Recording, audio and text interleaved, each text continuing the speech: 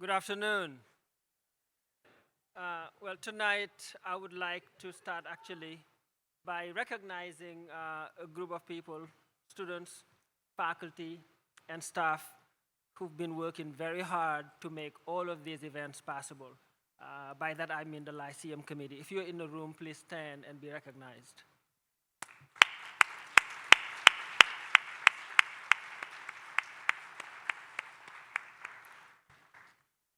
Well, a little over a year ago, a conversation started on campus about the need for JCSU to reclaim its past, but not just reclaim it, but look boldly into the future. And one of the ideas that came was the idea that this place had to be the platform where ideas that change the world are discussed. And as we kept talking, it became clear that the Lyceum was coming back. But we just didn't want any Lyceum. We just didn't want a copycat from what's been done around the country. So we decided it's going to be a Lyceum Engagement Series. And not only that, it's going to be a Lyceum where our students are at the center. That's why ever since we started, we made that deliberate and intentional choice and decision that every Lyceum speaker will be introduced by a student. But not only that, every Lyceum will be moderated by a student. And that in that committee, the voice of students will be heard and will count. But that is not the end of the vision. The end of the vision is to be at a JCSU that is unlike any other place in this country, where the Lyceum is actually run by the student. That is our dream, and that's what we're working towards. Without further ado, I will have President Kinloch come do the welcome. Madam President.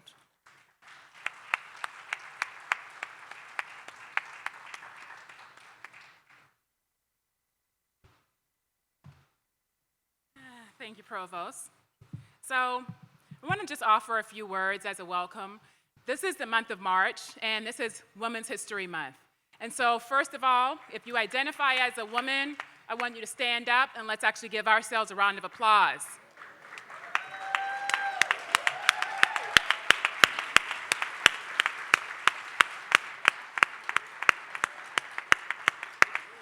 Thank you, thank you. It is important to acknowledge who we are. It's also important to acknowledge whose we are, who we belong to, why we do this work. And so for this month of March, we need to pause, we need to thank ourselves, anyone in the room who's a woman identifying as a woman, because it is with our power that we continue to push forward, even during the times that may appear to be hard and difficult. I am the second woman president of this institution after Dorothy Kaiser Yancey being the first. I'm your 15th president. I do not take that lightly. I understand the journey from whence I've been taken along this entire life that's been 50 years, because now everyone knows my age since we had a birthday fundraiser, so can't hide it anymore. But I have actually spent some time thinking about this over the last 50 years, maybe 45 years when I really started thinking. In the first 5 years, you don't know anything. And so what I've been thinking about is the power of our voice, the power of collectivity, the power of working against inequities and inequalities in society, and thinking about how did I get to the place of becoming the 15th president of Johnson C. Smith University. And it's because I graduated from this place. I had people who poured into me. I had women and men and other folks who said, you can do and become whoever you want to become. And my questions were always about how do we get this work done when we look at all of the oppressions, all of the sufferings, all of the struggles, particularly endured by Black and brown people, not just here in this country, but across the entire globe. And I'm at this point. My mother, who turns 89 years old tomorrow, says to me that you have to believe who you are, and you have to believe in yourself, so much so that when no one else believes in you, you believe in yourself. When no one else wants to sit with you or stand with you or talk with you, you rely on yourself, and then you remember how that feels when you are ignored or made to feel invisible, and then what you do is to not do that in return to anyone else who crossed your path. So here in 2024 at Johnson C. Smith University, We are embarking on a new era of excellence. And that new era of excellence means that we do not disregard human life. We do not disregard the people who are here. We do not disregard the people who might not be represented in this space, in this room. And we do not disregard the voices and perspectives that we know create the entire world, humanity, and everything else that leads us to freedom, justice, and liberation, particularly for Black people in this country and hence in this world. And so now we stand here on this stage, my provost, your president, and we are about to have a conversation with a leading intellectual thinker who has endured so much struggle, I believe, but who continues to preserve, who continues to push forward, and who continues to believe that Black excellence is not just an idea, it's a reality. And when we have distractors, we continue to stand firm, and we continue to understand that we are made in the image of the people who came before us, the people who were brought here to this land, and that we are in their image, and we do the work because, as Alice Walker tells us, our souls are meant to do the work that we are called to do. And that's what we're doing at Johnson C. Smith University at 100 Beatties Ford Road. And what I want to say is welcome to this program, but truly, welcome to a new era of excellence at JCSU. And if you're with me, let me hear you say, yeah. All right? Thank you.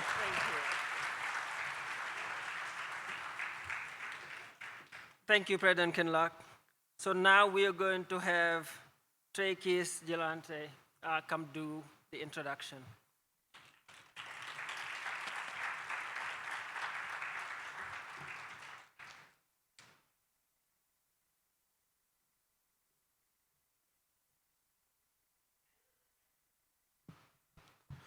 Good afternoon. My name is Traquis Gelante. I'm a senior majoring in interdisciplinary studies and part of this university's honors program. It is my honor.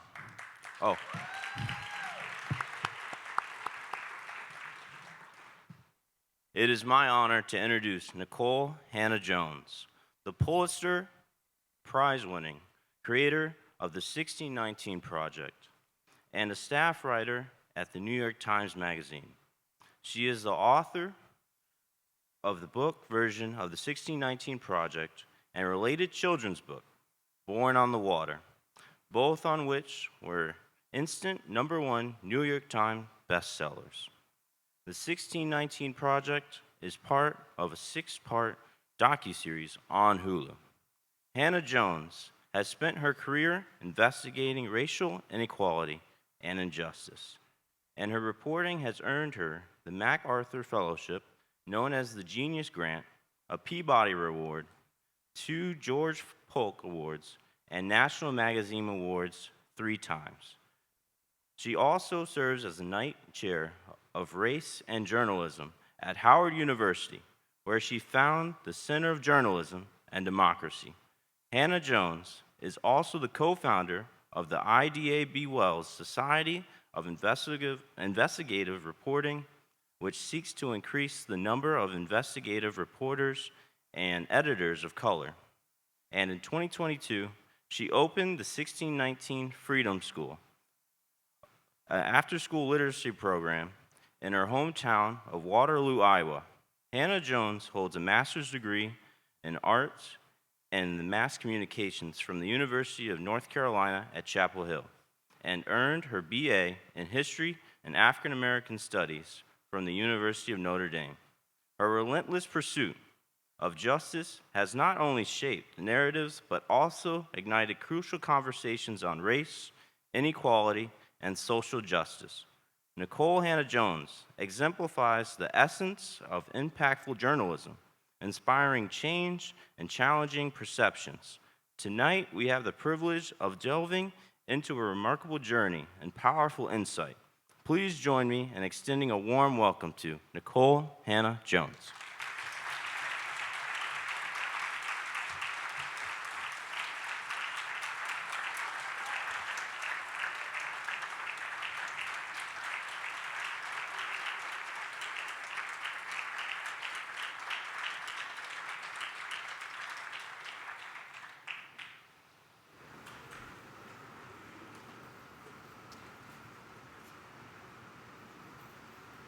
Okay, so I want to first thank you for coming to JCSU. I want to give you a very warm welcome. You all gave a very warm welcome to Nikole, and I'm thankful for your presence here at JCSU. And so I first wanted to just start off by referencing a quote that I saw from you online.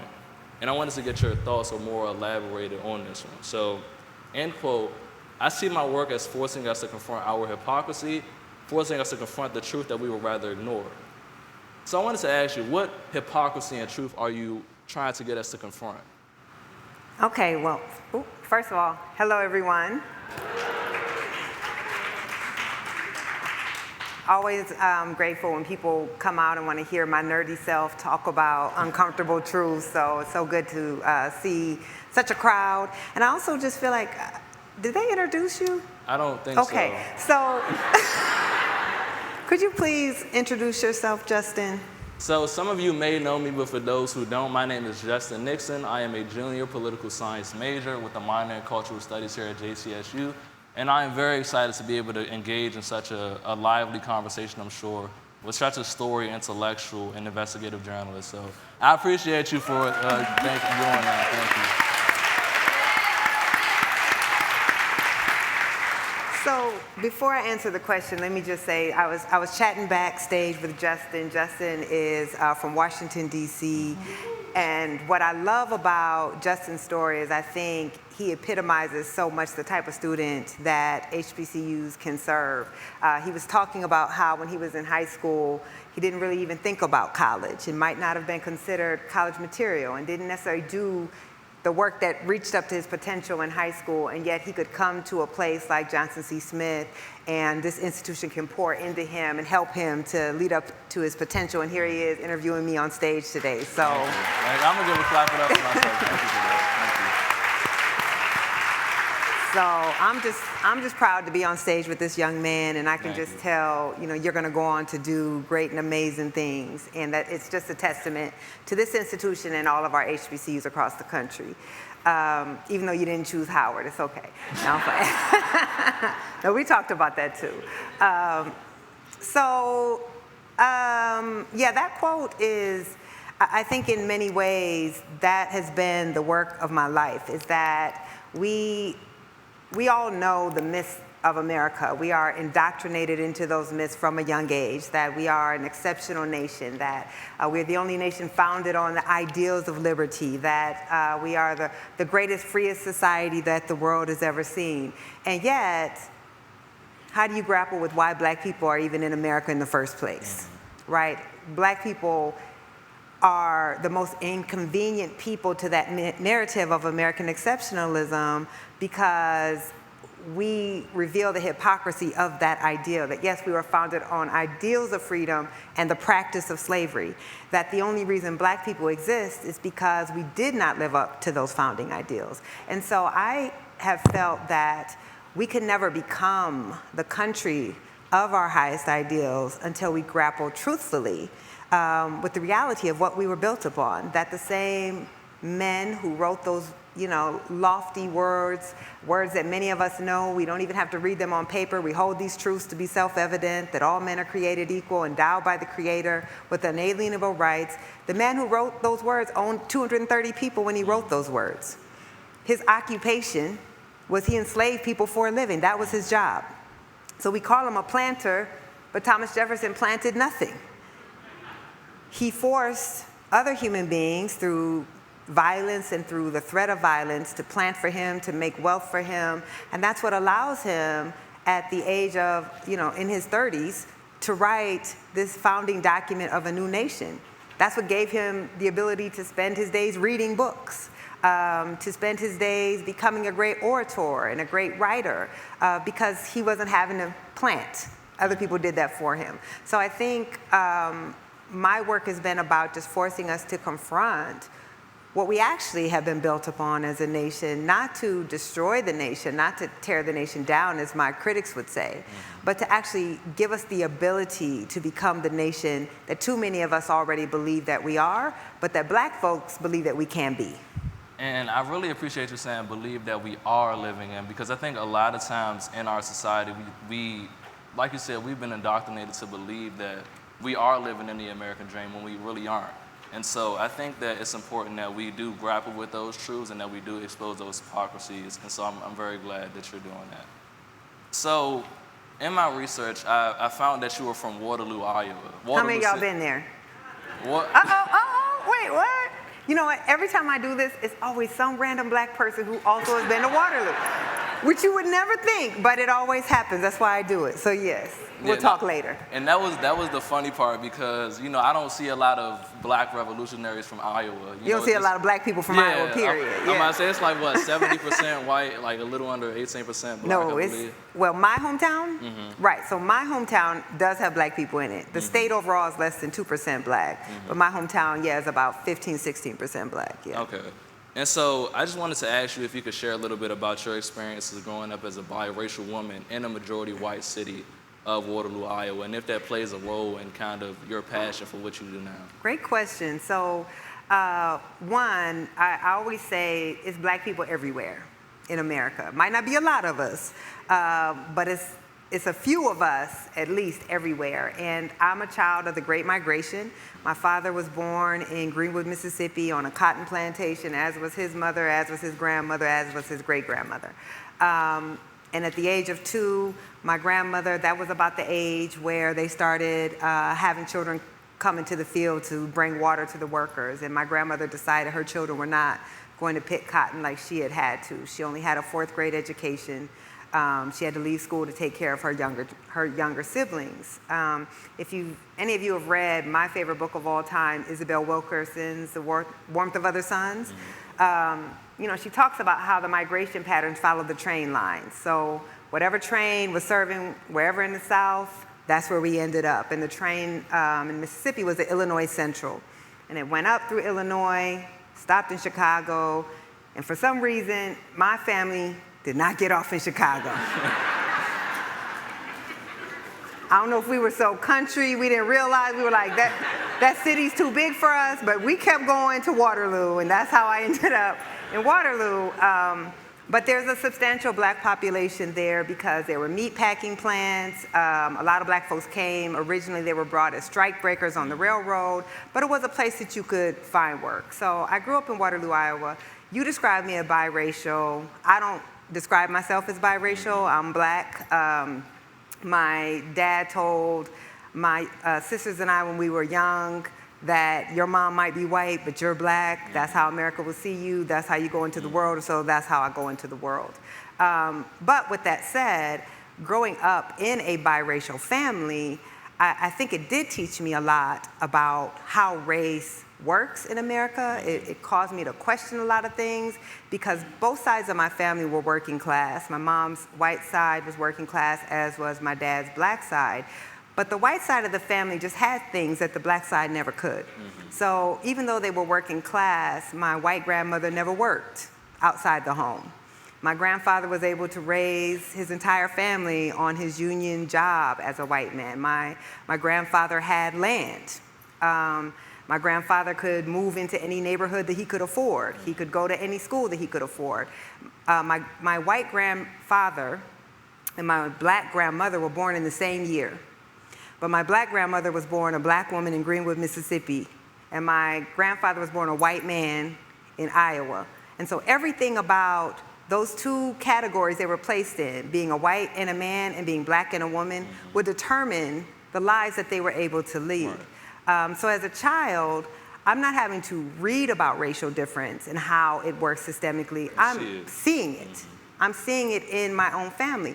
My white side wasn't working harder than my black side, but the white side was able to accrue certain benefits, right? They were working as working class people in a society built for them to move forward, and my black side was working as working class people in a society designed to hold them back. So I think from a young age, as I'm observing these things, this is gonna be very hard for y'all to believe, but I was extremely nerdy. I know I'm real fabulous now, but I was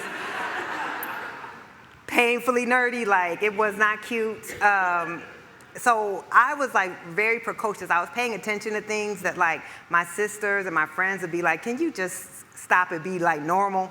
But I was really interested, like I was really curious, like why are things like this? And then I started being bused. I know Charlotte understands busing, has a very long history of busing, and of course busing just means integration. It was just the vehicle of integration. So I was put into a busing program when I was in second grade, and all I knew was, my parents didn't discuss that they were putting me in a busing program. Just all of a sudden my ride to school got real long, and all of a sudden I wasn't going to school in my neighborhood anymore. I was going to school in some white people's neighborhood far away. But I would pay attention, like the literal landscape of inequality could be viewed through the school bus window. Like when we got to the river that divided the black side of town from the white side of town, all of a sudden the roads were paved, right, better. There weren't all the potholes. There were more businesses. The houses were nicer. And yet, going to school with these kids, I was like, oh, their jobs didn't even seem hard to me. Now, they were a different type of hard, but their jobs were like white-collar jobs. Our folks were working in meatpacking plants. Like, my dad would come home from working at the Rath meatpacking house, clothes all bloody, exhausted, change his clothes, put on his orderly uniform, and then go work his second job as a caretaker. And so you're telling me, society, I told him he wouldn't have to ask me that many questions because I talk a lot. Just give me a prompt and I can go. But society was telling us that the reason black folks lived like we lived was we just didn't want to work. That somehow we were the only people in the whole history of the world who didn't like education, who loved crime, and who didn't want to work for nice things. That's what society was telling us. But then I'm seeing everybody I know was working really hard. Like so hard that when my uncles would come home after working in a chicken processing plant all day, he couldn't even make a fist with his hands because his knuckles were so swollen. I remember he had a floor like this in the house. He had one of those old Victorian houses. And he would just come home from work and he would not want to do anything but lay on that wooden floor because his back hurt so bad. And yet you would tell me that the reason black folks don't have things is they didn't want to work. So I think growing up, seeing these two halves of the American story and the reality for these two halves made me curious to know, well, this is what the narrative says, but what is the reality of why these differences are? And that's when I really fell in love with history. Because history calmed me, right? History made this world that wasn't making sense, the narrative that wasn't making sense, suddenly made sense. I love that. And speaking on history, we're going to go ahead and get into your groundbreaking work, the 1619 Project. So the 1619 Project, it critically examines slavery's role in the founding of the United States and its lasting impact in modern America. So I wanted to see if you could just go ahead and kind of explain for those who don't know what the project is and kind of its significance in American history. Yeah, so people have often described the 1619 Project as a history, but it's not a history. I'm a journalist, I'm not a historian. The project is really trying to explain America to itself and to say that we've been taught slavery was a long time ago, so at its pettiest, at my pettiest, and I can get real petty, the 1619 Project is trying to answer that question every black person gets. Slavery was a long time ago, why don't you get over it, right? And my answer is, obviously, we can't get over something our country can't get over. Right. We can't get over something our country refuses to face. And so we've been taught that in 1865, with the passage of the 13th Amendment, that history ended. But how can something so foundational to the country that we live in simply end because a law now abolishes the practice? So 1619, of course, is the year the first Africans were sold into what was then the British colony of Virginia. How many people know the year the Mayflower landed? Huh? I saw somebody say it, 1620. So slavery, African slavery, begins in what will become the United States a year before the Mayflower. We all learn about the Mayflower. Every American child learns about the Mayflower. And yet there was another ship that got there a year earlier called the White Lion. And that ship had been completely erased from the American story.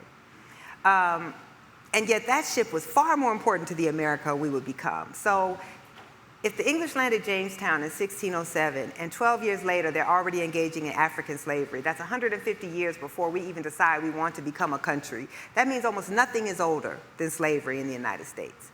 And yet we've been treating this as if it's just an asterisk, as if it's somehow marginal to the American story, or the fact that the majority of our founders got their wealth from slavery, the fact that the drafter of the Declaration was an enslaver, the drafter of the Constitution was an enslaver, the drafter of the Bill of Rights was an enslaver, 10 of our first 12 presidents were enslavers. We've been taught that that somehow is irrelevant to the country they built. Mm-hmm. And so if you look at our society, you want us to believe that the Constitution, 200-year-old document, still matters, but the fact that the men who wrote it and built the society were enslavers does not. So what this project does is it says, if you look all across American life, whether you're looking at traffic in Atlanta, how many of y'all been to Atlanta? And you know you can see your exit, but it still might take you an hour to get to it. And you're thinking to yourself, this does not make any sense. Why would one design a highway system like this? Well, that's because the highway system in Atlanta was not built to move you quickly through town. It was built to cordon off the black community from the white. It was built to be a physical structure of segregation. And if you understand that, then traffic in Atlanta suddenly makes sense. And you could tell a similar story, obviously, in Charlotte, obviously in most metropolitan areas. That's a legacy of slavery, right? Our system of capitalism, that's a legacy of slavery. We're taught that capitalism is the greatest economic system in the history of the world. Well, if that's the case, why are we both the wealthiest nation and the poorest industrialized nation at the same time? Why do we have the most child poverty of the industrialized world?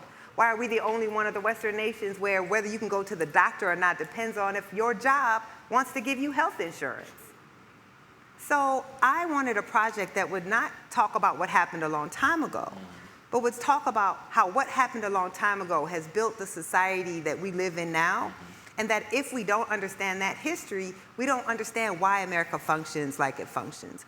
We have been taught the history of a country that never existed. And that history doesn't explain January 6th. It doesn't explain Donald Trump. 1776 explains none of that, but 1619 does.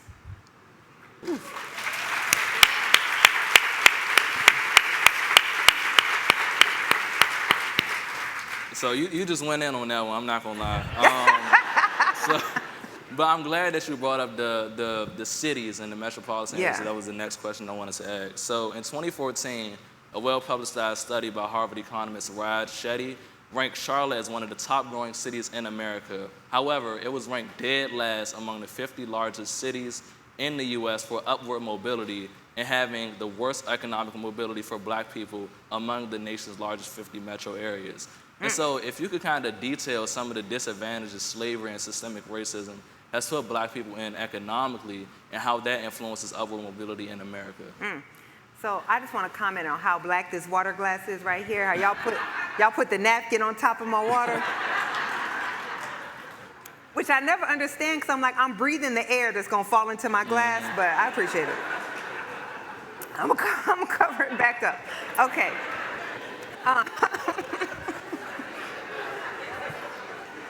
Listen, y'all, this work is hard. We have to find levity. I crack a lot of jokes. It's the only reason I'm still alive. Especially after that question. So we could have a whole conversation about Charlotte, right? An entire lecture on Charlotte.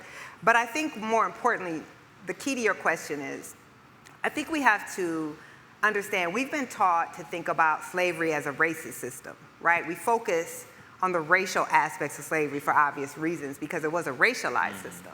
But slavery was an economic system. And if you understand that, then you understand the economic conditions that resulted from a country founded on slavery. So the benefit of thinking of slavery as a racist system is that being that we abolished racism in the law in the 1960s, then you can say, well, look, we've addressed that issue.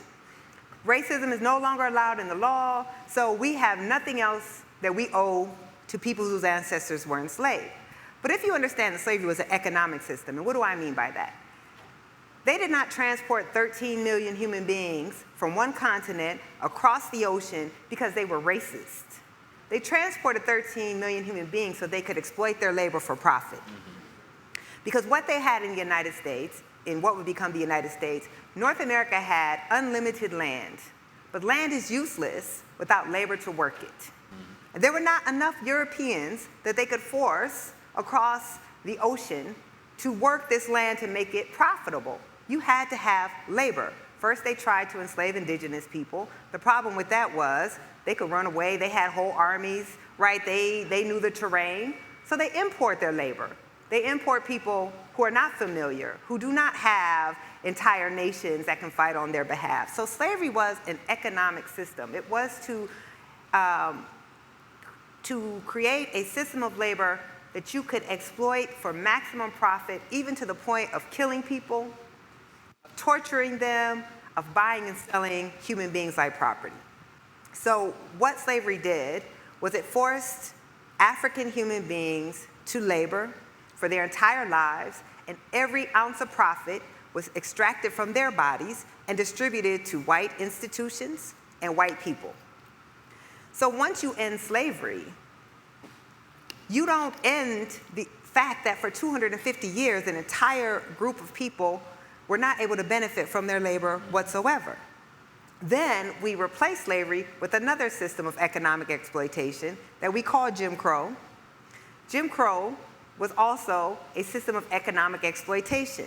Yes, creating race is what justifies the exploitation. Because if I say, well, black people are not human like other people, so they don't love their children, so I can sell their children away from them. They don't feel pain like we feel pain, so when I'm brutalizing them to force them to labor, it doesn't hurt them like it hurts me. If you dehumanize them, then you can justify how you, as people who say you believe in freedom, are forcing other people into slavery for profit. But it was not about the racism. The racism simply justified the crime.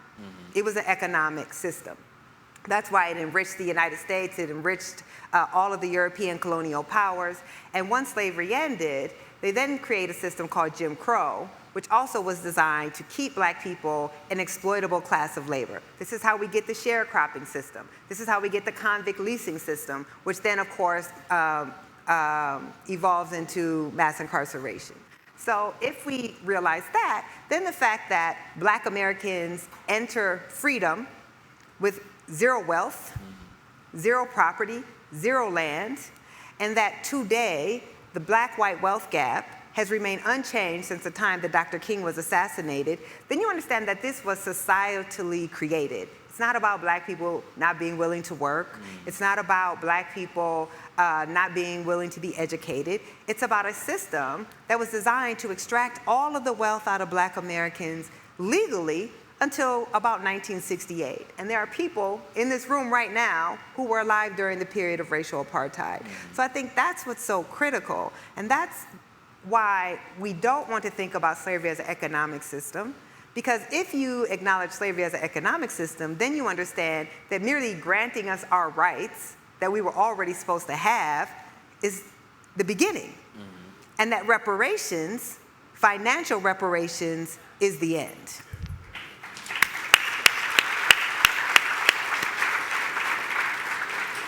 So I'm gonna ask you about reparations at the end of this portion. Okay. But I think this goes to a great segue into something that's very recent, something very relevant, in which you released a few days ago, yes, like a week ago. So you released an article on the issue of colorblindness in the New York Times. And so I wanted to see, because I think it kind of transitions good from the last question. Can you explain what the idea of colorblindness is and how obstructive it is in actually addressing racism? You read that? I read some of it. I was gonna say, 'cause that thing was 10,000 words long. I was about to be real impressed. Especially as a student, I know you have a lot of reading to do. So yes, I published the cover story for the New York Times Magazine on Sunday. I've been working on that essay for 9 months.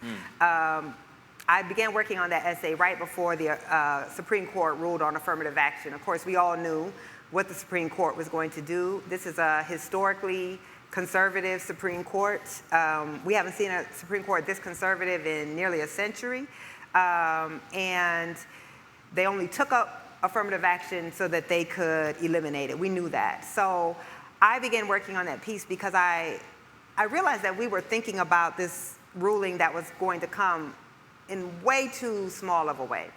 that this ruling was not about how many black kids can go to Harvard. Frankly, I don't give a damn about how many black kids can go to Harvard. There are bigger fish to fry. Like, we deserve to be wherever we need to be, but that is inconsequential to what this ruling was really about. That this ruling was about a 50, 60-year strategy to use the rhetoric of the civil rights movement and the activism of the civil rights movement to take down racial progress. That's what this ruling was about. This was a culmination of a strategy. So we all kind of know now that Republicans had, or conservatives, had engaged in a 50-year strategy to strike down Roe, right? That as soon as Roe became the law of the land, they began architecting a strategy to take away this constitutional right that half of the population had. What we don't seem to realize is that they also began a racial strategy at the same time. And that was to say, for 350 years, we used race consciousness against black people, right? Everything that black people could or could not do was determined by their race. Where they could live, where you could go to school, what jobs you could have, who you could marry. Literally nothing was not touched by our race and us being defined by race. And then in the 1960s, when the law changes, and now the law says you cannot use race to harm black people, conservatives say, oh, okay, if you're going to use race to help black people, now we can't use race at all. Now we have to be colorblind. So the idea of colorblindness comes from black folks. It comes from progressives who say the law should not be colorblind in that it cannot treat black people differently. But we believe that colorblindness was aspirational, that if a society, as Dr. King said, a society that for 250 years has done something special against the Negro, now has to do something special for the Negro. But what conservatives say is at the moment when race can be used to help black people, we now must ignore race and pretend we don't see it. Now the beauty of that is, if you have used race over 350 years to architect systems of racial difference, you don't need to talk about race anymore. They're just self-replicating. Just think about school segregation in Charlotte. Just think about housing segregation, right? We have redlining. Do y'all know what redlining was? Right, so redlining is created by the federal government. When the federal government decides it wants to help people purchase homes by insuring federal loans, it decides we need to figure out what neighborhoods are the loans safe to insure in and which ones aren't. Any neighborhood that was black, any neighborhood that was integrated, they literally took a red marker, redlined it, and said the federal government will not insure loans in this area. That basically kept 98% of black people out of federally insured loans. In the 1960s, that becomes illegal. But it doesn't matter if it's illegal, because neighborhoods that were redlined for 60 years, once you change the law, unless you specifically go back in and integrate those neighborhoods, or you specifically give black people money for their low property values, it's just self-replicating. So conservatives understood that. So what they've done now is they've used the 14th Amendment.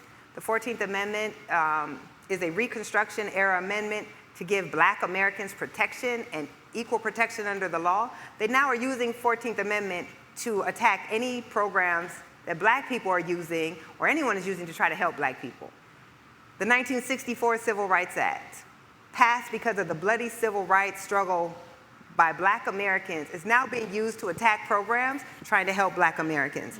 So that was my argument, is that in thinking about this as a ruling about can black kids go to elite colleges, we're not understanding that since that ruling, they're using that ruling to attack programs to help black women not die in childbirth, law firms that want to have diversity programs to help black students, 3% of lawyers, get into law school, medical schools.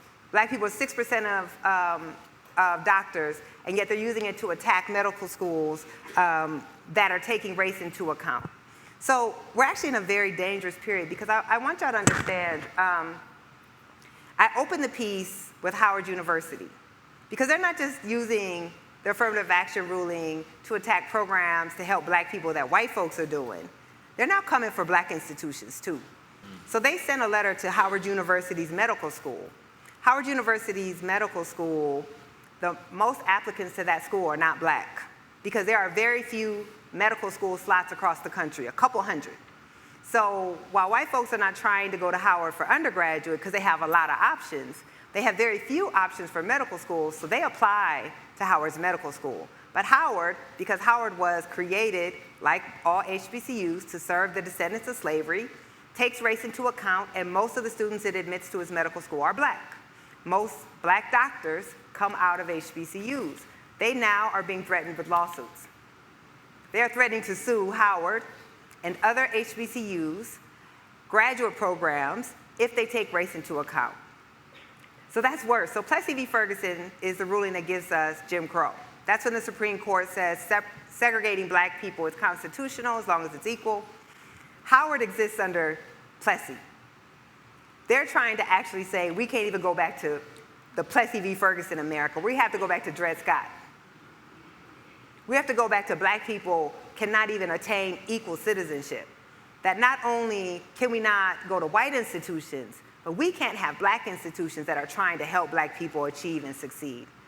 That's what that article is about. That article is trying to raise the alarm that we are in that proverbial kettle, right, the frog in the kettle, where they keep turning that heat up, turning it up, and we're like, it's getting a little hot, but it's okay. And then the next thing you know, that kettle is boiling and you can't get out and you're about to die. That's where we are right now. But we don't recognize that danger because they're doing things, you know, the DEI, the anti-critical race theory, they send out little test balloons and they see what will we accept. And then we don't really rise up. Roe, the overturning of Roe v. Wade was a major test balloon. Will women stand by while we have a constitutional right we've enjoyed for 60 years and allow it to happen? Will white women, right? Because white women are the ones who the majority voted for these Republicans who put in the Supreme Court who overturned Roe. So if white women won't stand up for their own constitutional rights, we know they're not going to stand up for ours. So that's the test. The test is what will we accept? And I knew for sure, after Roe was overturned, I was like, oh no. These women are going to wake up. They are not going to allow their rights to be taken away. But that's not what happened. And so one thing that black people fundamentally understand, because we are on the bottom of society, we've always been on the bottom, that if anybody above us loses their rights, we're for sure going to lose ours. So what I hope, in the home of the Greensboro, right, the A&T, the sit-ins of college students who said maybe old folks are letting us down, because listen, if we were going to fix this shit, it'd be fixed by now. I hope that young folks will determine that you will not allow our country to go backwards, and that you will step into your power in this moment. Can I touch on that? Absolutely. Sorry, y'all, is this a chapel? It's not a religious facility? It is? Oh. No. Because I do curse a little bit. I come from cursing folks, so I'm sorry. Forgive me. Sometimes curse word is the only right word to use. I say that as a journalist. That's a good question because I wasn't sure myself. I wasn't sure myself. So touching on, you just kind of went on to HBCUs and students at HBCUs and their activism. So students at HBCUs have had a long history of engaging in activism. Absolutely. I think one thing that I want to hone in on is that JCSU students have a long history of engaging in activism. During the 1960s, there were a number of JCSU students who engaged in restaurant sit-ins to demonstrate against segregation in the Charlotte area. We also teamed up with students at local PWI as well, but largely it was initiated by black students at Johnson C. Smith. I know a lot of times we look at North Carolina A&T and we see that their students maybe initiated the first set of sit-ins, but Johnson C. Smith University students also engaged in that as well. So he said you were recognized. I know that's right. Thank you. I think it's important that we understand. I was also going to ask. You kind of touched on it, on the role of students in activism. Absolutely. I think it's important that students understand the power that we have to affect change, both outside of our institution, within the larger society, but also within our institutions as well. We have a role and a responsibility, I feel like, as non-affiliated students, as student leaders, to get involved in the community, both on your campus and outside of the campus, to find ways to make that community a better place. So I think it's important that we understand the legacy that we come from. And I'm glad that you brought up HBCUs and students, because I think it's important for us to know that. Absolutely.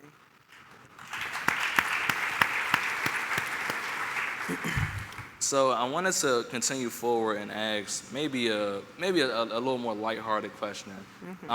So in the 1619 Project documentary, you had an episode on music and entertainment. So I wanted to ask you if you could just kind of describe the significance of music and entertainment in Black liberation and empowerment.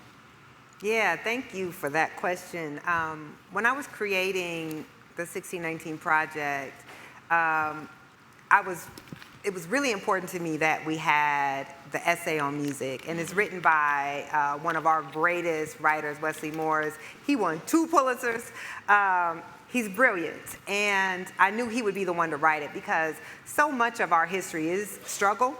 So much of our history is pain. It's having to resist. It's having to fight, and that history is critical, and I really wanted the project to be unflinching. Like, we were going to talk about the violence, because it's in downplaying the violence that our country has been able to justify what it's done. But I also wanted to be clear that through all of that, we were living, we were loving our babies, we were loving each other, we were creating, and we were creating the only original American culture. I mean, the first original American literature was a slave narrative. The first original American music were the sorrow songs, right? So to me, not just talking about the pain, though these are created out of our pain, right? The blues, jazz, when you think about our original forms of music, they were us taking the darkness of our experience and demanding that we pay testament, that we show our full humanity. So the music part was a chance for us to really steer into the essential creative output that you can't imagine American culture. You certainly can't imagine American music without Black folks. It would not exist. When you turn your radio on, I don't care what genre of music you're listening to. If it is American music, it is based in our music. Country, rock, folk, you name it. And yet, we often don't get credit for that unparalleled role. I mean, the 1619 Project is making 2 arguments. It's making an argument about our country, but it's also making the argument about the unparalleled role that Black Americans have played in shaping not just capitalism, right? We know the story of how our brute labor built the wealth of this country, even though some people don't even want to acknowledge that. But we were not just oxen, right? We were not just empty vessels working in a field. We had intellect. We were bringing with us existing knowledge from the continent, agricultural knowledge, scientific knowledge, artistic knowledge, musical knowledge. So we not only contributed to the wealth of this country, but to the creative arts of this country, to the identity of this country, and probably most importantly, to democracy itself. That we would not have democracy in the United States without Black folks, period. And yet, when you think about the way that Black people are seen, we are seen as a problem. We have always been seen as a problem to be fixed, resolved, or abolished. When in fact, of course, what the project is arguing is we are the solution, and we always have been. And that we have believed in this country with a fervent hope, an unjustified hope, unlike any other people who have ever become a part of America. And we have been willing not just to fight abroad for democracy, but to have to shed our blood in the United States for democracy. So now I've gotten off the music, sorry, tangent, but You good. you know, it truly is, and I think this is part of the reason why Black Americans are so reviled, why our history is always so suppressed, is because you can't at once have been built on the belief that we weren't human, that we were undeserving, and acknowledge that everything about this country would not look like it is if it weren't for us. that we are central to the identity. And as I argue in the project, no one is more American than Black folks. No one. Like, just logically, that we have been the greatest freedom fighters this country has produced. We have been the most ardent believers in democracy. We created the original culture here. And by virtue of slavery, because we have no home country to go to, because we have no native tongue, because we've had to create ourselves here in this land, that we are the most American, and we should not allow people to deprive us of that birthright and to pretend that there is an America without us. But to be clear, that's not the flag pin wearing performative type of America. I don't believe in all that. Oh, no, I got what you're saying. But it is the America that says, as Baldwin says, right, I love my country. Therefore, I have to critique my country in order to force my country to be the country of our highest ideals. And I think that's a great way of putting it. I think sometimes, I appreciate that. No problem. No problem. I think it's important that we also find a way to, I'm not going to say look at the positives, but look at the beauty in life as well, besides the struggle and the conflict that exists within our lives. As Black people, I think it's important that we find those opportunities and we find those spaces in order to get involved in the culture and find a way to kind of develop ourselves and be. We have a very diverse range of culture within the Black community. You got, and even just at HBCUs, we have various clubs, organizations. You got Greek life. You have a bunch of different things that it's such a beautiful thing to be a part of and a beautiful thing to experience. So I'm glad that we was able to touch on that cultural aspect. Yeah, and I think, what you're getting at, Justin, is so important. And I don't have to tell, anybody in this room that we have never simply been the struggle, right? And that we have never been only defined by the struggle. Of course, the struggle is a major part of our existence, of our identity, but that we would not exist here if our ancestors didn't have hope, if our ancestors didn't make love, right? If our ancestors didn't have joy, if our ancestors didn't create. And it is important to remember that even in the darkest of times, we asserted our humanity. We created, and sometimes we don't think enough about that, especially working on a project about the legacy of slavery. Like, we are also the legacy of slavery. The fact that we're here, the fact that you are getting your education in an institution founded to educate people who have been enslaved and their descendants, we're actually the greatest legacy of slavery. The fact that we did not die out, that we did not leave, that we stayed in this country that our ancestors built, and that we will stay here and force our country to recognize the role that we've played. That is the greatest legacy of slavery. And we're gonna keep on going on that positive note. So I think I would say just look around at the environment that you're in right now. I would say look around, like if you can, just look around and see. Like literally look. He wants y'all to look. Literally look around. Look around in here, but also when you leave the walls of this building, look around at what you see amongst your fellow peers, amongst your colleagues, amongst the community at large here at JCSU, and how beautiful it is and what we're able to do here at JCSU. For me, it's been a truly transformational experience here at JCSU. It's not perfect, and plenty of administrators and plenty of people know I'm not one to hold back, when I feel that something can be improved.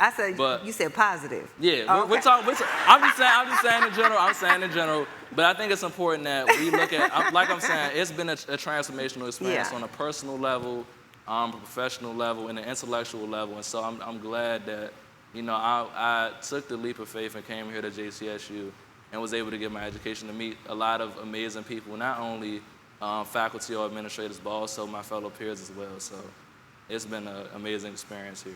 Awesome. What an amazing representative of your school. And so I kind of want to round out the conversation. It's been a really great conversation. So you talked about the impact of slavery, some of the kind of different elements of what the history, what the story is in American history. And so you talked about reparations. I said I was going to kind of round it out back into that. How can the impact of slavery and systemic racism be addressed? And what does reparations look like to you? Because a lot of people say it, but what does it look like to you? What policies, what initiatives do you foresee in a reparations package? Thank you for that question. I think it's a great way to end the conversation. The last chapter in the book, the last episode of the documentary is called Justice. And I don't think there can be justice without repair. I think we all understand intellectually when something has been taken from you, when you have been robbed, financially, otherwise, that it's not enough for the person to say, okay, well, let's just get over that. Let's move on. You need to be made whole. So to me, my argument is if you read the 1619 Project from front to back, you can only, with an open mind, with integrity, you can only come away with the one conclusion, which is that a great debt is owed to descendants of slavery, a moral debt, a legal debt, and a financial debt. So reparations, when we talk about reparations, we talk about financial reparations, and that's, to me, the biggest part. I believe that reparations should come in the form of individual cash payments to descendants of slavery. I don't know any other way that you address a racial wealth gap. Black people have $1 of wealth for every $10 of wealth that white Americans have. Since we got our full rights of citizenship with the last of the great civil rights legislation in 1968, the year that Dr. King was assassinated, the racial wealth gap has not closed 1 cent. It's not just slavery, it's the policies of 100 years of racial apartheid that followed slavery. The largest driver of wealth in the United States is home ownership, and yet until 1968, 98% of black people were locked out of the primary driver of home ownership.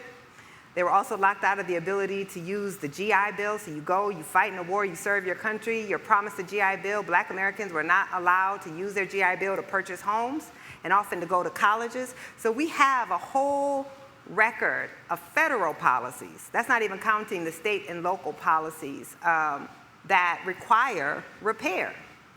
If wealth was extracted from you, no matter how hard you work, right? We know how wealth works. Wealth is inherited, most of it.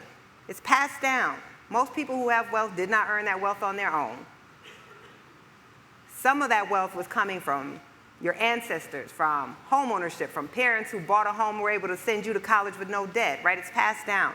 The same way that wealth is passed down, debt is passed down. So I am an advocate for cash payments to descendants of slavery.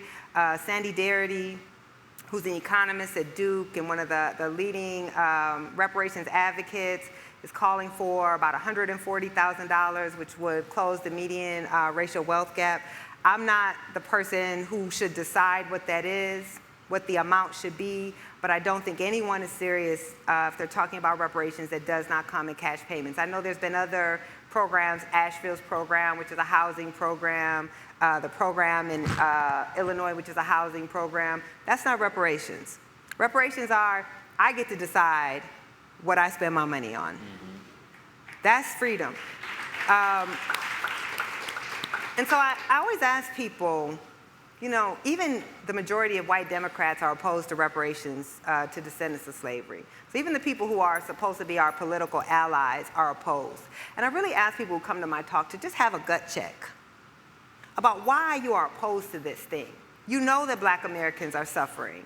You know that a legacy of 250 years of not being able to accrue any land, any wealth, and then after slavery, even when we managed to scrape together money to buy land, to build communities, they were systematically destroyed. And on top of that, we faced a federal government and state and local government that were not allowing us to get access to the same drivers of the white middle class. Then we understand that black Americans are in the financial predicament we're in because of policy, not because of anything we did or did not do. And so it is impossible for us to work our way out of a 250-year head start of federal policy. Because the truth is, if you look at the data, this is why I love data. This is why I became a journalist.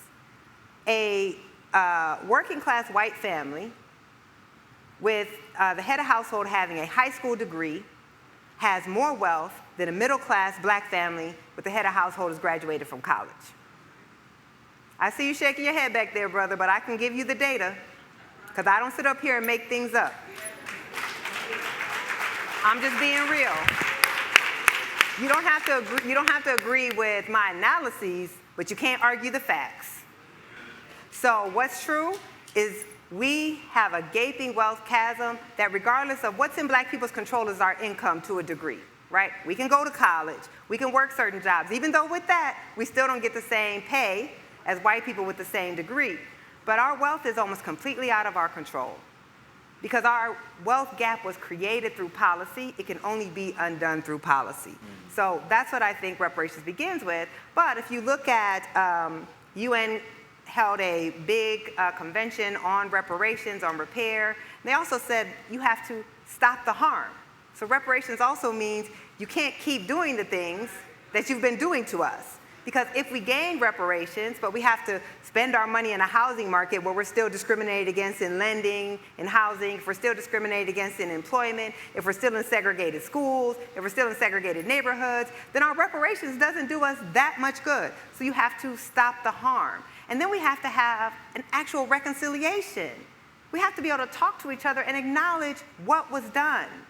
So let me be clear. Reparations are not individual white people paying something to individual black people. Reparations come from the government. The same way I have to pay for all types of stuff I don't agree with as a taxpayer, this is what the government owes. It is a government debt. Slavery was federalized. The Fugitive Slave Act was enforced by the federal government. It was constitutionalized. So it is not about saying an individual white person is guilty for something that you didn't do. None of my work is about blaming individual white people for something that was done a long time ago. What it's saying is, you also, individual white person, did not sign the Declaration of Independence, but you claim that. You claim that. So if you can claim the good things your country did, you can also claim the bad things that your country did. And that's all I'm arguing. Because here's the truth, and now I know we probably got to wrap up. Let me look at the time. Here's the truth. Our inability to grapple with slavery and its legacy, it hurts black people the most, but it hurts us all. There are so many. If you look at the former heart of the Confederacy, there are so many poor white people in the South who also can't go to the doctor when they're sick, who also struggle to feed their children, who also don't have access to a quality education. Because in this country, going all the way back to the Bacon's Rebellion, when poor, indentured white servants who were bonded, unfree laborers got together with enslaved black people and said, actually, the people who are causing us harm are the rich white elite, and they rose up against the rich white elite because they had the power, they had the numbers. The rich white elite said, never again. We're going to give these poor white people something money can't buy, and that's their belief in whiteness.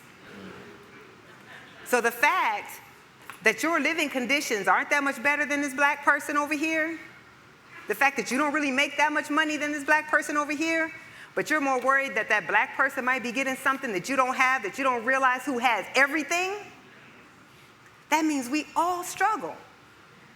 And so if we could understand that we have a common experience. If you look at the numbers, white people in Europe live longer than white people in America. White women in the United States die in childbirth at the highest rate in the industrialized world, besides black people. If you compare white people to other white people, right?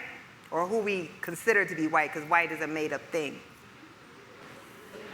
So when you have in the South, so the polling is clear, that white Americans will vote against policies that they need if they think too many black people will benefit from them.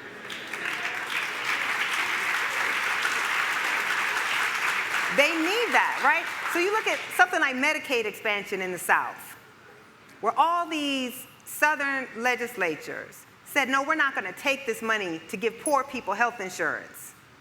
Most poor people in the South are not black. But our image of poor people in the South is black. So when I argue for a reckoning with who we are as a society, yes, I want black people to live better. I want black people to be free. I want black people not to suffer. But I also say as a country, we could be better. That we are a country that's rich enough that none of us have to suffer. And I'm gonna tell you this before I close. This is how I know. This is how I know this for a fact. Because we've been told we can't take care of our citizens, right? We've been told the poor in this country, no matter their race, are unworthy. That we love America, but we hate Americans. But you know when that became the lie? During the pandemic. Overnight, we printed money. We printed trillions of dollars. And all of a sudden, everybody could have health care. And everybody's rent could be paid. And you couldn't evict somebody just because they were poor. And we could send a minimum basic income to every American, which we did. We sent checks to every American who couldn't work. We brought millions out of poverty. And then we decided, okay, that's over. And now we're all supposed to pretend that never happened and we can't do it. For every, and I'm not going to talk about the conflicts abroad, except to say we have unlimited money for war, but as Tupac said, we can't feed the poor. We can choose different. That's the power of the 1619 Project. That's why they attacked the 1619 Project, because it is the code behind the matrix. It tells you the society we have has been constructed by policy and by choice, and we can choose something different if we only decide to. That's the argument of the project. It's for all of us, not just for black folks. That's my closing remarks.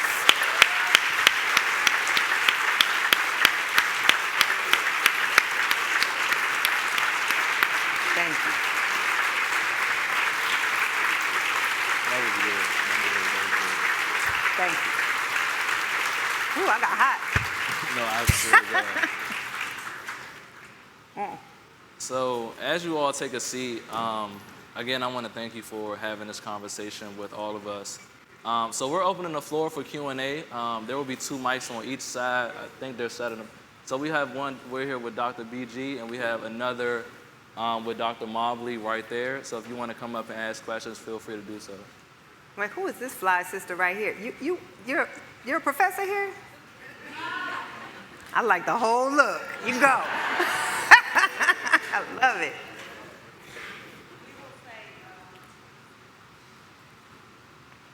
Please hold your questions to 60 seconds, 1 minute, so everyone will have an opportunity. Thank you. She gave me the eye. I'm going to talk quickly. Good afternoon, Sorrow. But my question is, why? That's a rumor, by the way. Okay. I'm not an AKA. I'll never play You're as still anything. a black woman. You're my Okay, sister. thank you. Okay.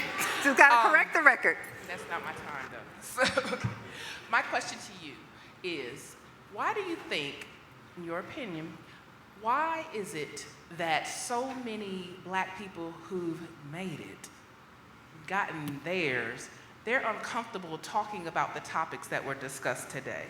Ooh, okay, That's shots a great fired. question. Okay. That is a great question. Now you're about to try and get me fired. So I've spent a lot of time thinking about this, and I'm going to give you 2 answers. One, I think one of the greatest weapons forged out of the response to the civil rights movement was to let a small number of us in. If you look at the statistics for most black people, they have not changed that much. Poverty rates, education, living in segregated neighborhoods. Black people remain the most racially segregated, economically segregated in housing and schools. But by letting a few of us in, one, we can be deployed against the rest of us, right? How can you say you don't have equal opportunity? Look at Nikole Hannah-Jones, she's at the New York Times. But also, those of us who were let in would have been the ones who were fighting the system for the rest of us, right? So I think it has been very successful I think it has been strategic. You let a few of us in, but not too many. And most of us are still struggling. And even worse, we're no longer in our own institutions, in our own communities. And I think the other thing is, well, I'm gonna say three things. The second thing is, it's you have to have a tremendous sense of self and community to be born and raised in the United States of America and not come to believe in some notions of white supremacy, even if you're black. I think we also become indoctrinated in ideas about what does success look like, what's wrong with black people, how do we define value and worth. I think that happens. I think it is impossible not to in a society that every day is telling you success doesn't look like you, intellect doesn't look like you, worth doesn't look like you. So I know this will be a common experience for a lot of black folks in this room, but when I was coming up, when my community saw a spark in me, right, that academically I was gifted, that I seemed to be, whatever those markers are, the first thing they start to tell you when you see a black child with potential is what? Get your education and get out of here. Yeah. They tell every black child. They don't say, get your education and come back and serve. They don't say, this is the community that allowed you to have this intellect and ambition, that your community supported you. They say, get out of here. That's success. So we are told from a young age, when someone sees talent in you, that success means you have to leave your community behind, that your community will hold you back, that you need to go find a white neighborhood to live in and a white school to send your kids to, and you need to go work in a white institution. So that, to me, is why some of us start to think their water is colder. We start to buy into those notions. And I say that as someone who has gotten the entire white pedigree, right? Everything they said you had to do, I've done. And we also know, if you know my story with the University of North Carolina, if you do everything they tell you to do, and once you've achieved all those things, they'll just change the rules and flip the script on you. So, now what I will say though, is I've never believed that. So I've always lived in black neighborhoods. I've always lived in low-income black neighborhoods, sometimes because I couldn't afford anything better, and now by choice. If you know my reporting, you know I sent my daughter to a segregated black high-poverty school, even though I had choice. Because I don't believe that success is defined by leaving our people behind. I don't believe that I made it in spite of my community. I am who I am because of my community. Arlena Tillman, with a fourth grade education, could not have dreamed that every ambition she had to swallow, every dream she could never achieve, that she could have produced me. So I would be defiling her legacy by thinking success means turning my back and not speaking out for my own. But I think that is a hard thing to do, and I think we pay the price. I have managed to be successful somehow, but so many other folks who wanted to speak out and did, we don't even know their names now because there is a cost to be paid. And when your family is taking out student debt for you to go to college, when the entire hopes of your family resides on your shoulders, you get taught to put your head down, to accept certain things, to not speak out. So I think there are so many forces against us that being that person who is liberated, I mean, I'm also an Aries, so I don't know how to keep my mouth closed. But I think there's a lot of forces. So I think we have to, as a people, as a collective, understand, once again, we deserve to be in any space we want to be in, but we have to stop putting value and a higher value on being in certain spaces where we know every day is going to be a struggle and a fight. I think when I decided to reject the tenure offer at UNC, which I knew on the second day of the drama, I wasn't going to UNC and I was going to go to a black institution. I didn't know if it was going to be Howard or some other black institution, but I knew I was going to go to a black institution. I was hoping to send the message that I sent by where I choose to live. by where I've chosen to send my daughter to school, and ultimately where I chose my academic home. That we are worthy, we are an outstanding and amazing people, and we have to derive our success not from our own individual success. That is not an African value. If the African value was individual success, none of us would be where we are. You had to have black folks who said, I will put my own life on the line for the collective, and that's what we do. And I think we just have to stop letting capitalism, stop letting this individualistic values of an America that never allowed us to be individuals, and we need to come home and we need to work for our own.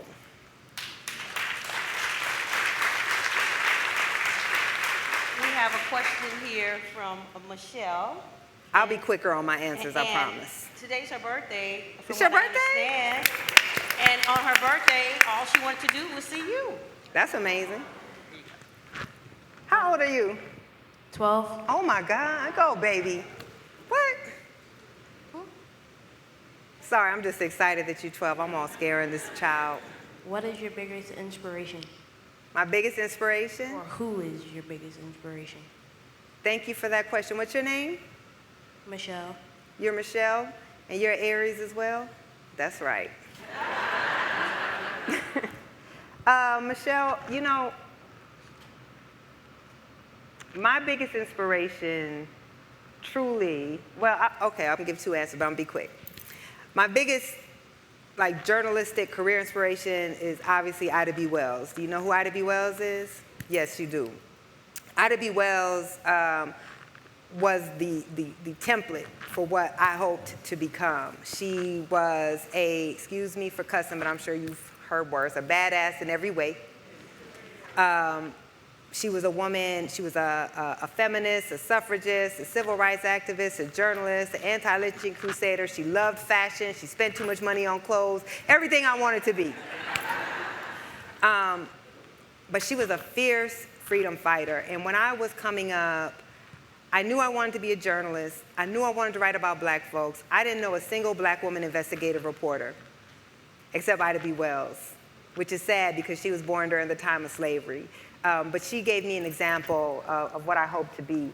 And then just generally, my greatest inspiration are our ancestors, my own direct ancestors.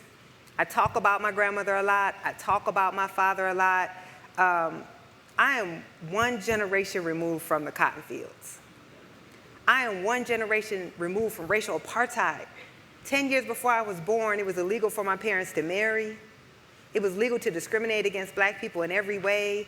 When they quote that poem, I am the hope and dream of the slave, I literally am. So some people, you ask me this, right? Some people ask me, you know, how do you have courage or how do you go on? I'm like, my life is easy. I know what struggle looks like. I study it, I saw it. My grandmother was the best job she ever had when she left the cotton fields. She got a job as a janitor for the city. And that was the best job she ever had because she actually had benefits and the pay was okay for her to raise her children on, though not enough. There was a day that my grandmother didn't live in poverty. And unfortunately, she died when I was in college, so I was never able to make her life easier. But I think about how I would go down to the courthouse and I'd be so happy to see my grandmama. And she would be cleaning the windows, and everybody who went in that building would walk past her like she was nothing and nobody. They didn't even acknowledge that she existed.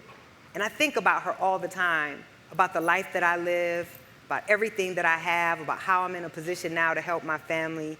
I can't be more inspired than that, than a woman who made a decision that she may not be able to live that life, but she was gonna make a choice that would allow me to live my life. So I hope that by virtue of you being here, that you take great inspiration from your parents, from your grandparents, but also from all of the ancestors that allowed us to be here, because that's what inspires me every day. So thank you for coming. I'm proud of you.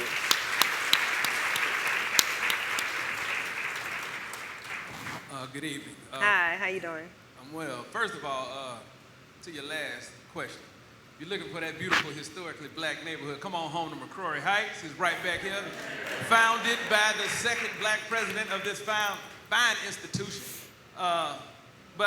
So also, Justin, shout out to you for killing it. Amazing, man, right? For real. Both Truly. your comfort and your confidence is oozing, man. Never let anybody take that away from you. Thank you. I appreciate it. My question is, one of the things we often overlook in the implications of racism is how crazy making it is. The physical and mental implications that it has on black people. And even the conundrum of thought that you're always in your head.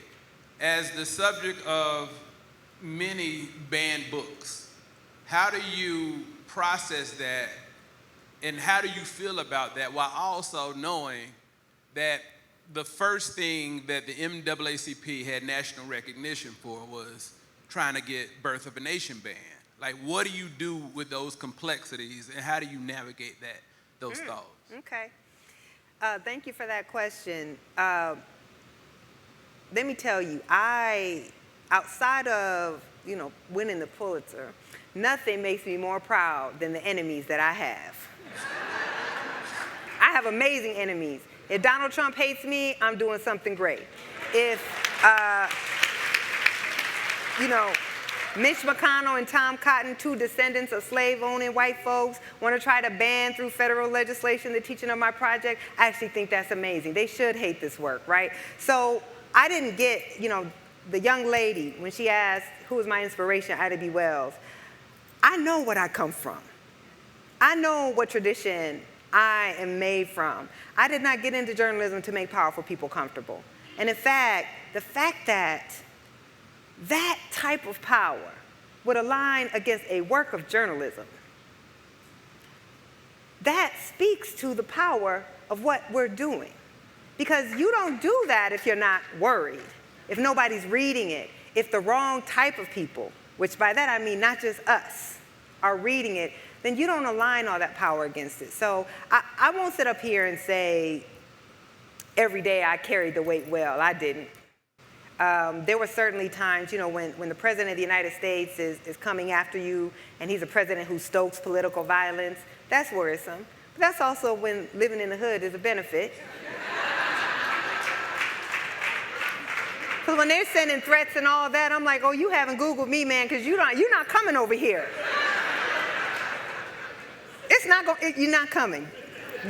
Trust me, I don't live in some gated community. They're going to stop you before you get to my doorstep. I'm not worried about it. So I've always tried,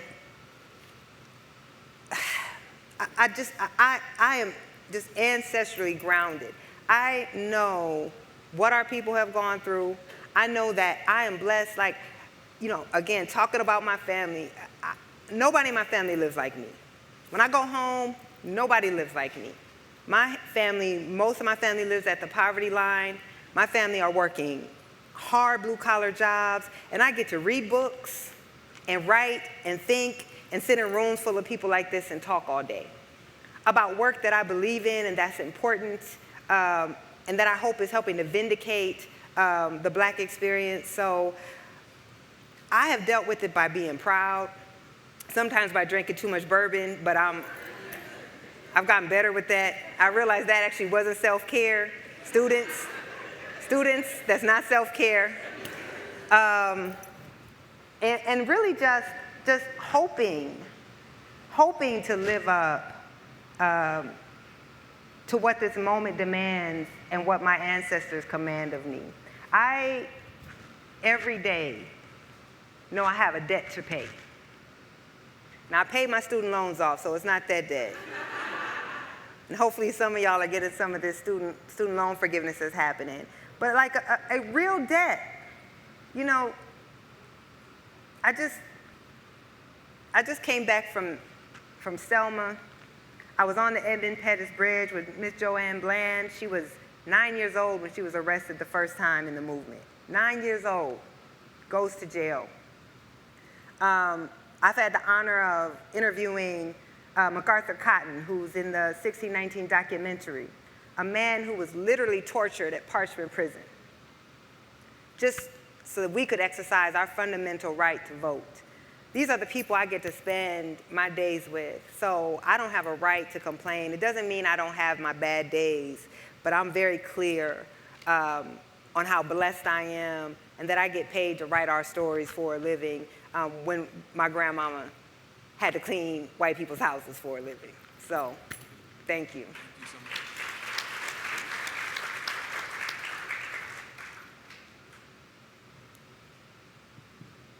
It's working?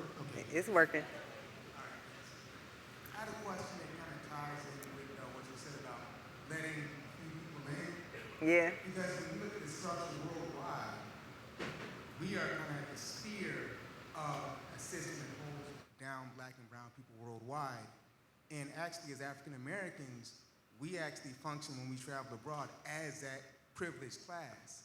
So should we be thinking in terms of reparations as in terms of working with other people around the globe so that we don't just get our piece and then get integrated into a system that's holding down the other 95% of black people in the world? Yeah, 100%. So I'm actually part of a global reparations organization. I'm a Pan-Africanist. I don't believe that any black people can be free as long as black people are oppressed anywhere in the world. So absolutely, you know, CARICOM, the Caribbean islands have been a leader in the move for reparations. We held our first global reparations summit on the continent in Accra 2 years ago. It was the first time that the African Union actually stood up for reparations. Prior to that, I imagine for reasons of debt and other obligations, they had sided with the Europeans. It took a great deal of courage to actually join with us. The president of Ghana made his first public speech advocating for and endorsing reparations. So I absolutely believe that reparations have to be made global, reparations for slavery and for, obviously, for colonialism. And I also think that whoever is able to secure reparations first obviously helps legitimize and make possible reparations anywhere else. Now, I also believe in specific reparations for the specific harm. I feel like the Jamaicans, their claim is to England. I feel like black Americans, our claim is to the United States. I feel like Brazil, their claim is to the Portuguese, right? But absolutely, this struggle has to be seen as a unified struggle for collective repair.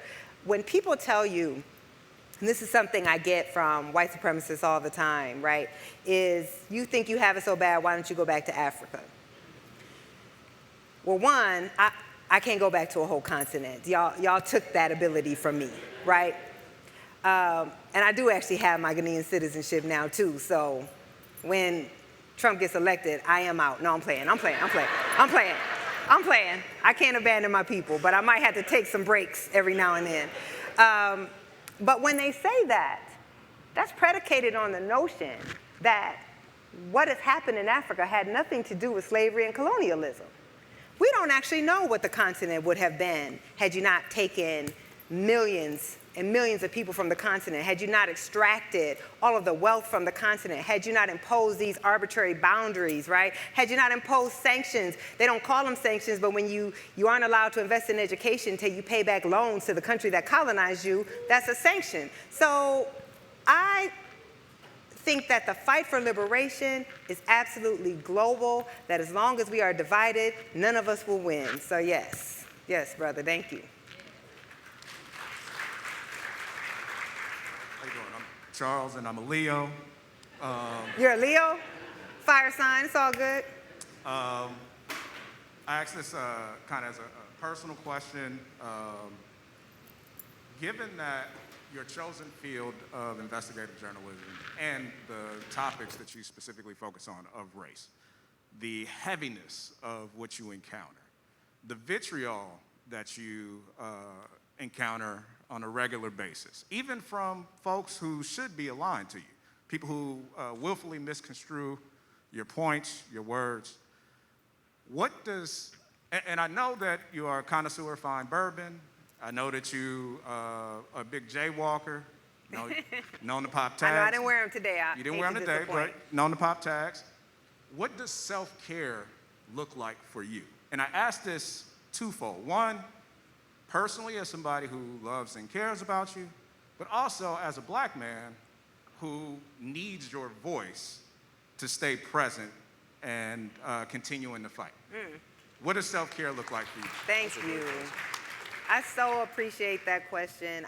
I've been getting that question now for about 4 years since the project came out. And I used to did not know how to answer that question because it used to be the idea of self-care seemed very indulgent to me, right? Again, thinking about the life I live compared to the life that most black people live, including in my own family, that I needed to engage in self-care did not seem, it just didn't seem legitimate. I didn't know how to process that. But I've come to change, and I'll tell you, it was another black man that led me down that path, a very good friend of mine, Ta-Nehisi Coates, you may have heard of him. I broke bread with you. Just playing, I know y'all heard of him.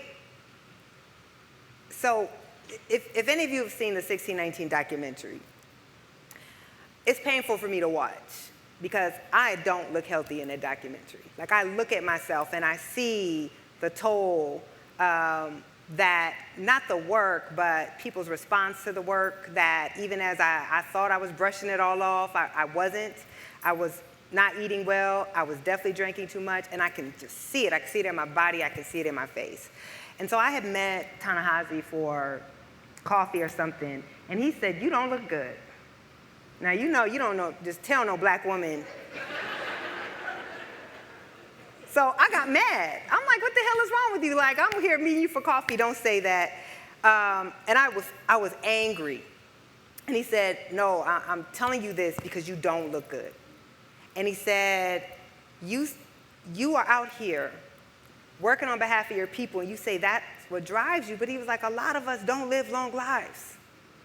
A lot of activists, a lot of people who are out here in the struggle don't live long lives. And if you don't take care of yourself, you're going to deprive your people of the work you say you're doing on their behalf. That hit me. And I was still angry when I got home because, I'm an Aries. But I got home and it's like, then you start to process when you're not in the heat of that moment. And I was like, he's right. Like, I think I'm not letting these people get to me, but clearly I am. Clearly I am. And if you ever followed me on Twitter, you know I'm much better now, right? I didn't care if you had 10 followers, I had time. That's not healthy. It's not healthy, right? Like, I'm being drawn into fights, I'm obsessing over every single thing that someone said. And he also told me, he was like, you are the only person now who can discredit your own work. He was like, you've won. All these people, all these powerful people are mad at you, you have won. Don't discredit your own work. So after that, I really did have to get myself together. I don't drink that much anymore. I started really watching what I was eating. I got offline. Young folks, it will save your life. And I had to realize, so I kind of joke when I say I realized bourbon wasn't self-care. I knew bourbon wasn't self-care. But I felt that I was treating myself, right? I was finding a way to deal with everything that was coming to me. I'm very honest, y'all, so I'm sorry if this is making some people uncomfortable, but I'm just candid. I had to find other outlets. I had to get back to like what was real, which is online is not real. You have real friends. You have real community. So I just started really thinking about self-care as not being indulgent, but as Audre Lorde said, right, is a political act. It is an act of self-preservation, that people want me to be sick. Certain people would rather I'm not here doing the work that I'm doing. So I party. And I mean party, like have people in my house. I know. Right? Do readings. Wait a minute. You know. What? What? Okay. I'll talk to you after. I can't even see. You know who it is. I do. Now I know. Jesus Christ. Okay, sorry, that's my friend. He's been in my house many times. That's why I asked the question. I just now realized it was you. She and I have had different texts. There have been messages that I've reached out to her when I've seen her take vitriol when I feel so exposed now that Don't worry about you it. were the one asking me the question. When I've seen her take a lot of incoming fire, and she brushes it off, and I still have a message that she sent me, and it sticks with me that her message was, I take solace in that on their best day, they can't fuck with me. And I felt was a that, private and I think that, text. say it again? That was a private text. It was. It was, but it speaks to. Out here telling all my business. But it speaks to, again, your level of confidence and the way that you care for yourself. And so my question was to try to ensure that you are caring for yourself and making sure that you're being held to account in a public place. Okay. Well, thank you, Charles. Love you, girl. I'm clearly going to have to start wearing glasses on stage.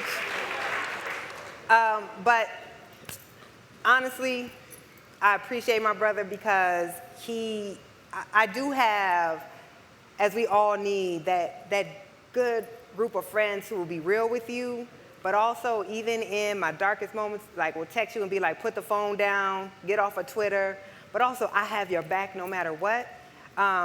That's who got me through a lot of the dark times, because we have to remember the 1619 Project came out in August of 2019. The backlash begins about January, February, and then we go into the pandemic. So all the normal ways of having outlet and community and a way to deal with it was gone. And all I had was hours and hours of isolation, of nothing else to do but obsess over everything that people said about the project. And when I say this project was what I was born to do. Like I honestly feel I was put here. The ancestors, I am here to do this, and to have people try to discredit it, felt like they were discrediting our people and our people's struggle, and I carried it wasn't a burden, but I had such an obligation to our people that when people were attacking it, I was feeling I was failing, that I had done something, and so I didn't deal with it well, but I had folks like Charles, I had folks like Ta-Nehisi, I had so many folks, and so, honestly, so many folks I didn't even know who would send an email, send a message, who just say, you have an army of folks who support you. You don't see us, it's easy to see the negative, but we're here. So I appreciate you doing that, but not really. You owe me now. How you doing today? I'm a social worker in Jacksonville, Florida, so I see a number of educational inequities that really intersect race and poverty. How would you say is the best way to elevate the consciousness of individuals who feel as though they're relegated to living in an impoverished existence, whereby they can be enlightened and inspired to not just ask for help, but demand justice as it relates to educational equity and just living a more egalitarian experience? So you were kind of cutting in and out on me.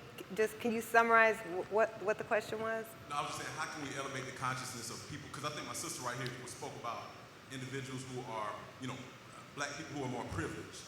And I think sometimes they have this notion that they've arrived. But for our black, brothers and sisters who are impoverished, how do we elevate their consciousness whereby they understand that they're not relegated to living an experience of just impoverishment, that they can, engage in different disruptive tactics or social agitation to elevate their experience? Yeah, I think that education for liberation is the most powerful tool that we have. I think that so often, and I don't necessarily mean a formal education. Most of what I've learned about black folks, I haven't learned in any educational setting. I've learned through self-study.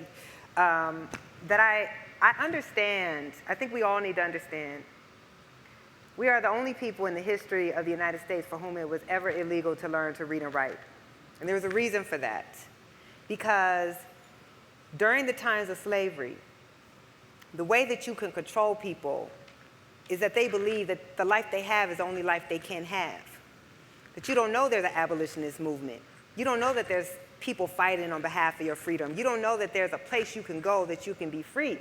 I'm actually working on a speech about this right now. There was a gag order in Congress in the 1800s. For 10 years, you could not even talk about abolition in the US Congress. There was a gag order. And they banned abolitionist texts from the South. And of course, they passed laws against black people reading, because it is through reading and through education that you can imagine possibilities for yourself that you can't see. So I think education, again, it doesn't have to be formal. It's so critical. That's why we see the anti-CRT. That's why we see the efforts to ban books. It is an effort to control how we perceive of ourselves and how we perceive of our world, and more importantly, how we perceive a possibility. I mean, whether it's Malcolm X or Assata Shakur, right? They say only a fool lets an enemy educate their children. And that's what we do. We cede the educational ground. So I don't have all the answers. I don't sit up here. I'm not Ayanna. I don't pretend to know it all. I became a journalist because I wanted to expose truths so that people could be informed to act, right? That's what Ida B. Wells said. The people must know before they can act, and there's no educator like the press. I wouldn't pretend to know more about how to reach the people you work with than you, right? You have the experience, you're the professional. But what I will say is that so much of how we perceive ourselves as black people is because we have been educated to accept the condition, to think that the condition is normal, to think that that's all that we are deserving of. And then too many of us who have made it, again, to speak to this sister, we want to lecture poor black people. We want to blame poor black people for their own poverty, right? We are embarrassed that they somehow haven't been able to overcome every single obstacle, right? That has to be our story. Our story can never be a path was clear for us. It always has to be about how we somehow managed to overcome every single obstacle. And if we don't, we failed. So I guess we have to start by loving. We have to start by respecting. We have to start by not thinking I don't think I'm better than not a single person. And I know that everything I have today, I could not have tomorrow. I literally, when I won the MacArthur Award, I tattooed my hometown, Waterloo, on my wrist, because it's the be humble. You came from the dirt, and the dirt you can be returned. And I think when we reach people on that level, then you can help people see that they can build a different reality for themselves. But that's all I have.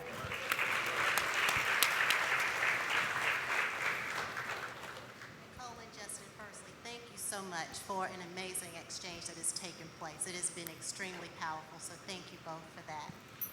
My name is Lisa McBroom Johnson. I'm a first-year MSW student. And we've been talking a lot about social problems, human behavior, and politics. So my question is centered around the 1619 Freedom School, as far as the support that you receive, participatory, building, financial. Are you able to speak on to where the support came for the grounding, getting that off the ground? For the 1619 Freedom School? Yes. Sure. So I'll try to be brief because I know it's late.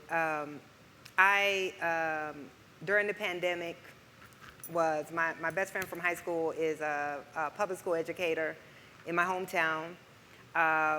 She works in the most impoverished, most segregated elementary school in my hometown, and we were talking about how few kids, when everyone was supposed to do remote learning, well, a lot of low-income kids didn't have a computer at home. They were sharing devices. Their parents were still having to work outside the home.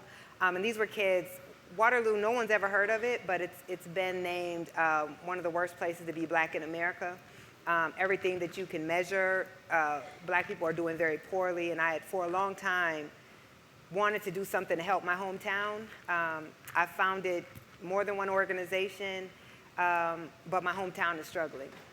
So while talking to her, I decided that I wanted to start a literacy program to really try to address the racial achievement gap, understanding that before the 1619 Project, most of my reporting was an education reporter.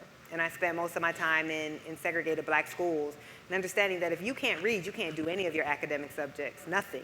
You can't do math, you can't do science, you can't do social studies, and that so much of behavior problems, of whatever we consider problems, are if kids can't read, they can't sit in a classroom all day, and it's embarrassing. So I wanted to take the students. I know that there's nothing wrong with black kids. I know there's something wrong with America, but there's nothing wrong with black kids. And I know that if black kids get the same love, resources that other kids get, of course we can achieve what other kids get, but we don't get that. And a place like Waterloo certainly doesn't, because they just can't draw, it's a town nobody heard of, and it's a town nobody thinks about black people being in, but I have a tremendous platform. So I worked with my best friend, and we came up with the 1619 Freedom School, and because of who I am, sorry, I've been able to get a lot of financial resources for that program that most communities would have a hard time getting. And that was really important. I spent 2 years fundraising, 2 years building the school. The school didn't open until it was exactly the vision that I wanted it to be, because so often when we serve poor black communities, the facilities we put them in don't reflect aspiration, they reflect poverty. So we tell our kids, nothing's more important than your education, and then we put them in schools that tell them the exact opposite message. The schools actually tell them, we actually don't value your education that much at all. And then when they get the message, we blame them. So I was determined, our kids, we're gonna go into a beautiful facility. It was gonna be a professional curriculum. They have all black educators. All of our educators are public school teachers, are master educators. And you will be absolutely astounded that when our kids get a professional curriculum with nurturing teachers in a beautiful facility, all of a sudden they can read. Isn't that shit crazy? So it's truly been, of everything I've done, I'm not more proud of anything than that. The school district, which was, so I'm in a MAGA, my hometown is in a MAGA state. They tried to pass the anti-1619 project law. That law didn't pass, but they did pass the divisive concept law.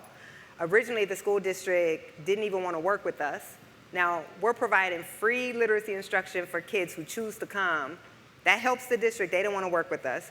But our results have been so phenomenal that they work with us now. And actually, they just did an interview on rising reading scores in the district, and they cited our Freedom School. So, but quickly what I want to just add to that, because I really do believe in the collective. And I don't have a desire to franchise the Freedom School. I believe in quality control. If anything has my name associated with it, it's got to be of the highest quality, and I can't oversee a bunch of Freedom Schools, but I also understand that I can bring certain resources to bear that are more challenging for other people. So we are, our curriculum is created by a professor at Georgetown in the School of Education, and we just announced we're doing an open source pilot. So our curriculum is going to be made free to any community that wants to use the curriculum. If there are any, we're actually enrolling for the pilot right now, so if there are any educators, by educator I mean, do you run a community program? Do you run a church school? Are you right, do you run a, oh, I'm not really into the what homeschooling, but y'all could join too. But really, anyone who's interested in this curriculum for liberation, this literacy curriculum that really has our kids read. Our kids studied the Children's March chapter, and they went to school and had a protest in their classroom. It was amazing.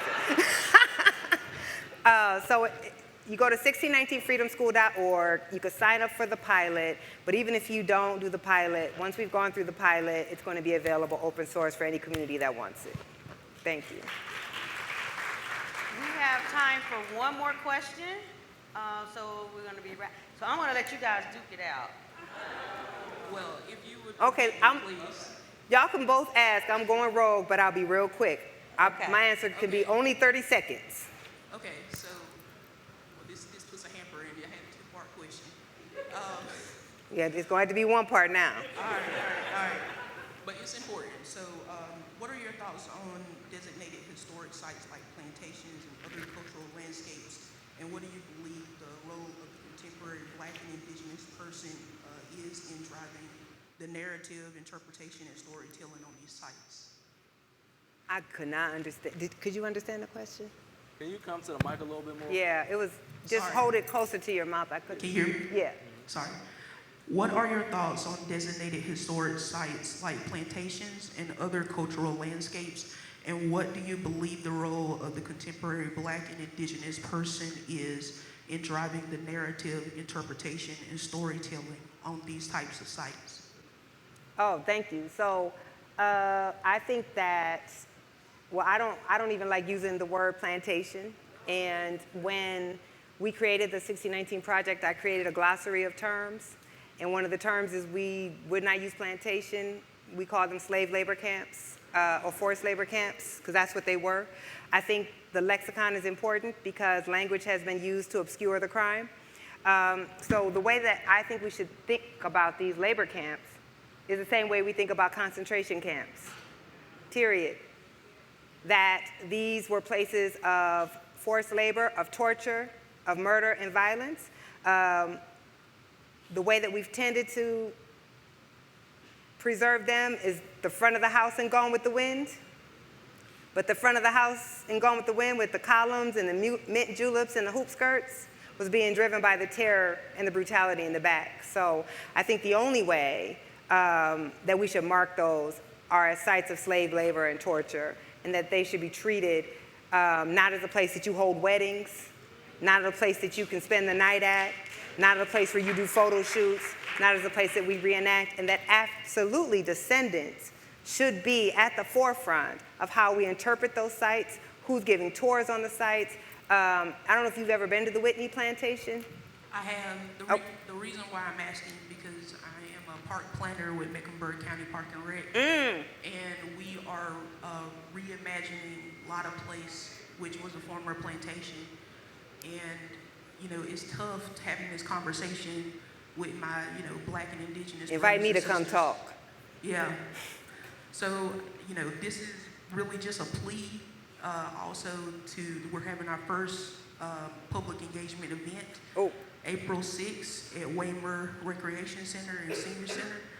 It's from 11 to 2, and I just want us as Black people to represent and tell our thoughts. Okay, say that again. Y'all need to write this down so y'all can come have the sisters back. April 6th, where? April 6th is at Waymer, David B. Waymer Recreation and Senior Center. What time? It's from 11 to 2. Okay. I hope some of y'all will show up, because then you can't come after when they don't do it the way that you think it should be done and be upset. Have the sisters back on that. Pretty please. Please.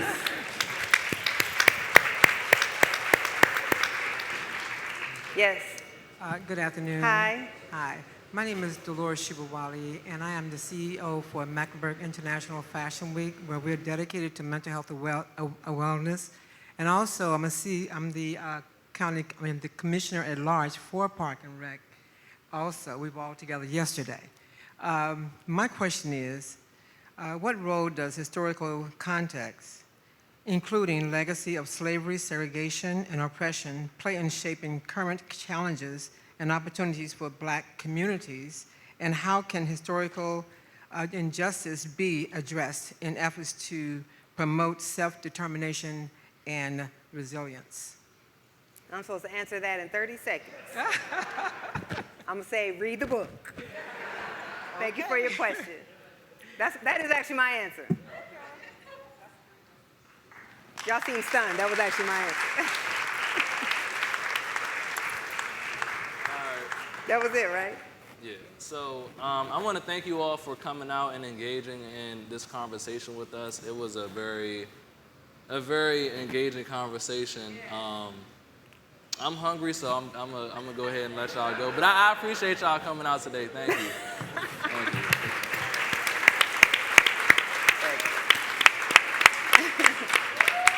Oh, thank you. Thank y'all.